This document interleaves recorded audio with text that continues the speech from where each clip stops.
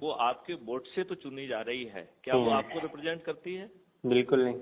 वो हमेशा political party को रिप्रेजेंट करती है और पार्लियामेंट के अंदर वो पार्टी विप से डरी हुई है और पार्लियामेंट के बाहर पार्टी डिसिप्लिन से डरी हुई है और उसकी प्लेट में जो 2-4 टुकड़े आ गए हैं उसे हमेशा डर सताता रहता है कि कहीं उसकी प्लेट से टुकड़े ना उठा लिए जाएं।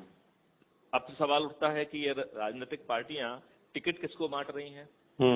तो अयोग्य लोगों को टिकट बांट रही हैं, जो ज्यादा पैसा दे रहा है उसको टिकट बांट ले रही हैं, अपने जो है ना आकाओं के नेताओं के बच्चों को टिकट दे रही हैं, जाति और धर्म के आधार पर अयोग्य लोगों को टिकट दे रही हैं क्योंकि योग्य लोगों से इन्हें डर लगता है।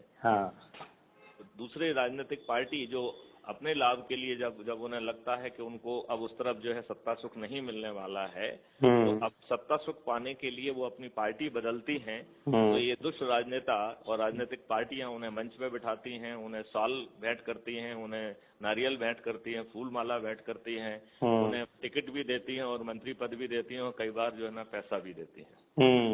ये बात सही है कि नहीं? बिल्कुल सही बोल रहे हैं आप। और बड़ी संख्या में अपराधियों को हर पार्टी को टिकट देने की होड़ लगी है।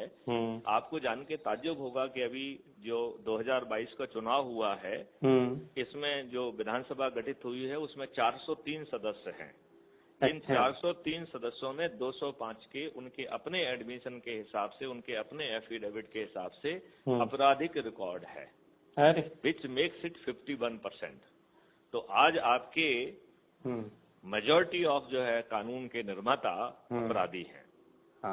आपको क्या मालूम है कि जो अभी पार्लियामेंट चल रही है 2019 से 2024 के बीच में, इसमें 42% मेंबर ऑफ पार्लियामेंट उनके अपने एफिडेविट के अनुसार आपराधिक रिकॉर्ड के व्यक्ति हैं और 29% के विरुद्ध तो जघन्य अपराध पंजीबद्ध हैं, जिसमें हत्या, डकैती, लूट, किडनैपिंग, बलात्कार जैसे।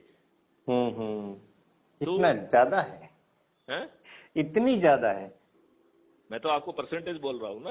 मैं तो उन्हीं के एफिडेविट के हिसाब से बोल रहा हूँ जो उन्होंने दिया है, तो इन राजनीतिक दुष्टों को योग्य और शरीफ व्यक्ति तो मिलते नहीं हैं।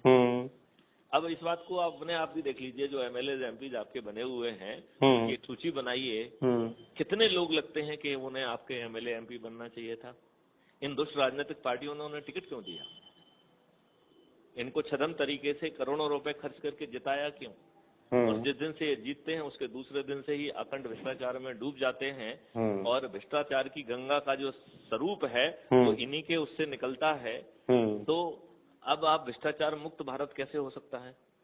गरीबी मुक्त भारत कैसे हो सकता है? जब आपको गरीब बना के रखना, आपको दारूखोर बना के रखना हमारी राजनीतिक मजबूरी है, और यदि हम जो है ना आपको समृद्ध कर देंगे तो फिर आपका वोट तो हम कैसे खरीद पाएंगे?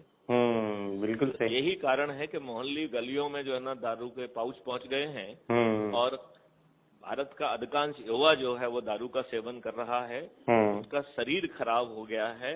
उसमें जो इवन मजदूर है उसे जो है ना पूरे दिन भर जो 5 घंटे 6 घंटे 8 घंटे जो भी उसे मजदूरी करना होती है, उतना श्रम करने की शक्ति भी उसके शरीर में नहीं रह गई। और वो खाना खाने की बजाय दारू का पाउच लेता है और नमकीन खाता है, तो उसका शरीर को तो जवाब देना ही है। बिल्कुल बिल्कुल। और ये बताइए, ये दुष्ट लोग जो है, अभी आपको मालूम है कुछ दिन पहले, 2-3 दिन पहले जो है राहुल गांधी और केजरीवाल गुजरात गए थे, क्योंकि गुजरात में चुनाव है। हाँ। तो